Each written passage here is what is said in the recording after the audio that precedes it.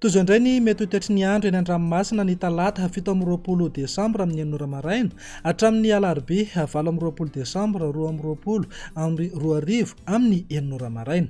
Tsy misy ny fampitandremana mahakasika ny any an-dranomasina ho an'ny morontsiraka tsinanana Décembre hatrany Est. Anorana tandrifin-drahona mety harankotroka indraindray ho avy atsimo atsinanana ny rivotra ka ho sivy hatramin'ny 20 kilometatra isan'ora. Mety arahana tafiotra rehefa natoram-baratra. Anonja be ny ranomasina ahery indraindray avy ny onja manodidina amin'ny 2.9 metatra hatramin'ny 2.9 metatra rehefa ao anaty oram-baratra. Est hatrany manoro. Anorana tandrifin-drahona indraindray ho avy atsinanana na atsimo atsinanana ny rivotra ka ho 20 kilometatra isan'ora. Anonja be ny ranomasina avy ny onja manodidina ny 2 metatra sasany. Manoro hatrany taolanaro.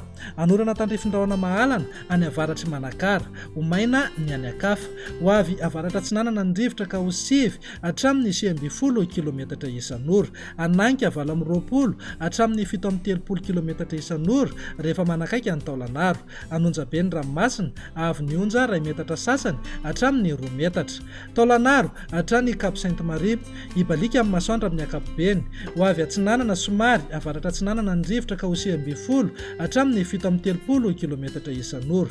Anonja be ny ranomasina avy ny onja manodidina ny 2 metatra.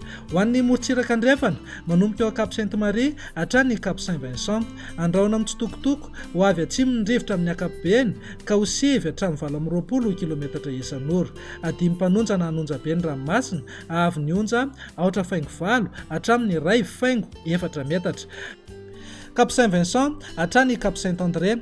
Izy tandrifin-drahona iserana manamorona melaka ho maina ny any akafa ho avy atsimo ny rivotra amin'ny ankapobeny ka ho sivy hatramin'ny 20 kilometatra isan'ora. Ho tonona dimy mpanonja ny ranomasina avy ny onja ho latsaky ny 2 metatra. Cap Saint-André hatrany Analalava. Izy tandrifin-drahona vao maraina ho avy atsinanana ny rivotra ny maraina ka ho sivy hatramin'ny 20 kilometatra isan'ora. Ho avy andrefana kosa na avaratra andrefana ny tolakandro ka manodidina eo amin'ny sivy hatramin'ny 20 kilometatra isan'ora hatrany. Ho tonona dimy mpanonja ny ranomasina avy ny onja ho latsaky ny 8.9 metatra. Analalava hatrany Cap d'Ambre. Anorana tandrifin-drahona ny alina sy ny vao maraina. Iovaova ny fitsokon'ny rivotra ka ho sivy hatramin'ny 20 kilometatra isan'ora. Avy ny onja ho latsaky ny 8.9 metatra.